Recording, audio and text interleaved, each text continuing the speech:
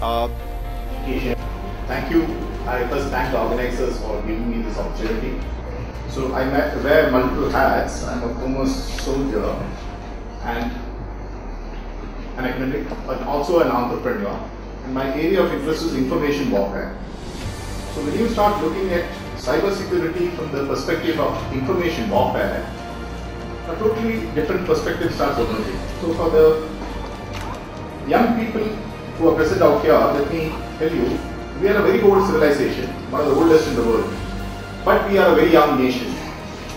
And there is a reason for why we are a very young nation.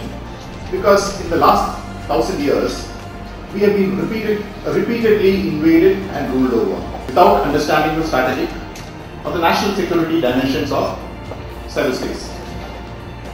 This has got immense dangers. By 2030, if we do not do a drastic course correction, I see very difficult times ahead. Our entire infrastructure is being built on compromised multinational appliances, MNC appliances, hardware as well as software, with documented evidences of all of them being backdoored.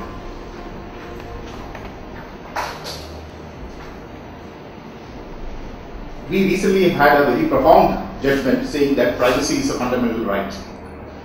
Therein lies an opportunity, because unless we push and push very fast, the law on privacy, which is supposedly going to come by December, will not address our national concerns.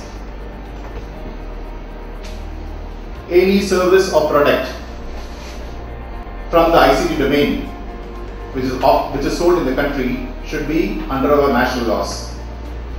For example, Google, they give us a lot of free things, free maps, free searches, etc. They also do, in spite of giving us a lot of free things, they earn a lot. But it should be under the jurisdiction of our national laws. We earned freedom, independence 7 years back, but there is one phrase which I am very fond of: other human beings, whether it's nations, states, communities, tribes, whatever. Now, some takeaways which I would like to give out here. 5 minutes is hardly a time to cover this topic from a slightly different perspective. When you talk about IT, everyone says PPP, public-private partnership. Why so? Because the best and the brightest in the world, whether it's communist China or whether it's capitalist US, they realize the entry barriers for IT is very low, ICT. You just need a computer. Okay, sir.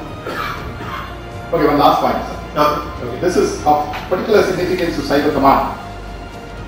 I keep seeing Cyber Command. That's the last line of defense for the country, the military. Okay, the last line of defense. But in India, I see a very unique thing where the military is kept to one side of that Cyber Command. And there's a whole lot of people who pop up and say, okay, you be one part of Cyber Command, but we run the rest of it. Please do look into this. Military is for the security of the nation. It's just not for first need to secure yourself. Only then can you strike back. Thank you, sir.